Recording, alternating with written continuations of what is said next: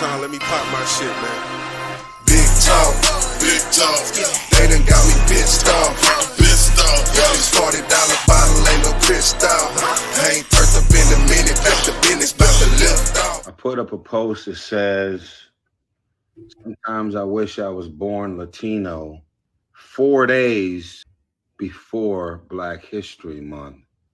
And of course, when you write words in the caption, it's like the Bible, right? We all can read the same scriptures and Bible verses, but our takeaways are going to be very differently. So I'm going to go ahead and say, first of all, none of the comments that y'all wrote, nothing that was said, I'm not offended, I'm not mad, misunderstood, but I'm not mad. Because when you put some shit out there like that, and as you guys pointed out the time, like, damn, man, Black History Month, and some of y'all might be pissed off, but I'm a grown-ass man, and this is what I feel. To know me is to understand me. To understand my history is to know that I literally grew up around Blacks and Mexicans in Watts, South Central LA. That's one. Number two, okay, they love to put Black and brown people against each other. Okay, they love to put Black and Jewish people against each other. They love to put us against other communities. Now, the running joke trying to clown the Latino community, which we all been doing in the hood for years. Oh man, there's 20 of them living in one house. They pile up in the car 20, 30 deep, you know, Mexicans always blah, blah, blah. But let's talk about that. 20 deep in one house. Where do you ever see that at with Black culture? Okay, so, you know, I see where he's going. I think he did this on purpose. The first words he said was Black History Month, okay? So his comments came 4 days before Black History Month. It was a simple tweet. The tweet said, what did it say? Sometimes I wish I was Latino. And now this video is 40 minutes long, and he's explaining all the reasons why he said that. But he knew when he just put that out, that one sentence, that what kind of response he would get from that. Now, you could have wrote all this other shit that you saying, and people would have actually got what you were saying and be like, oh, okay, I get where you coming from.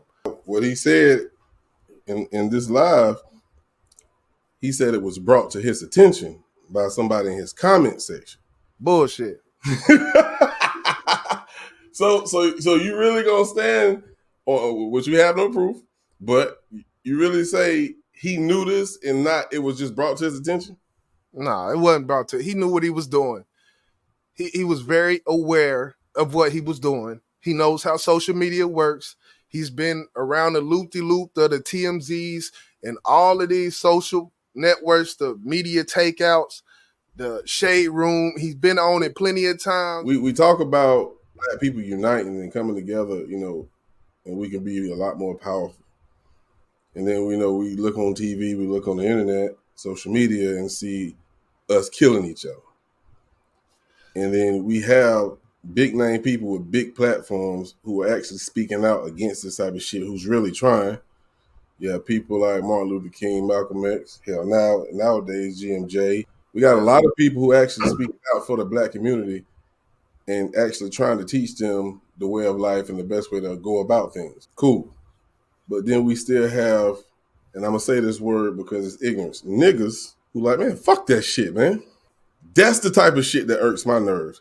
And I ain't talking about Black people. I'm talking about you ignorant motherfuckers won't do right and choose to do this shit, choose to hurt your own people. I'm not saying that's what Tyrese means. Right. But when he speak of the Hispanic culture, they are about family.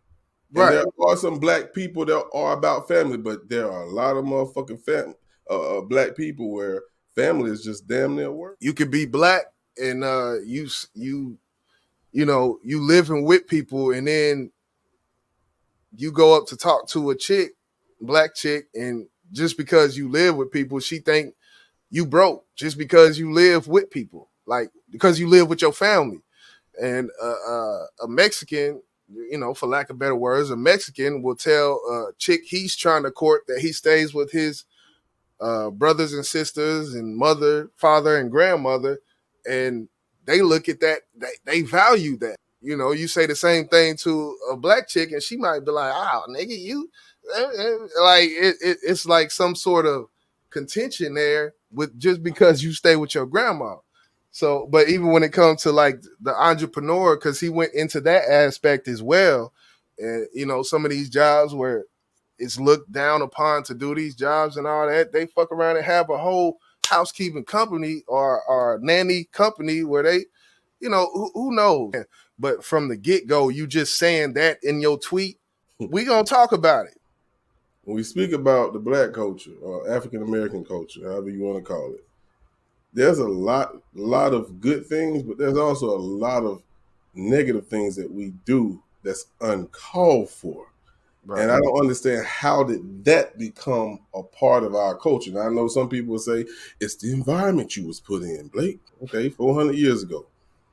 You know, you still a slave. There's a lot of people who don't let what happened to us in our history dictate who we are today. You know what I'm saying? And I feel like it's an excuse to hold on to the past. And I think, man, you talked about this and you said, nah, when y'all gonna stop using that shit as a crutch? I agree with you, bro. We don't have to be the way we are.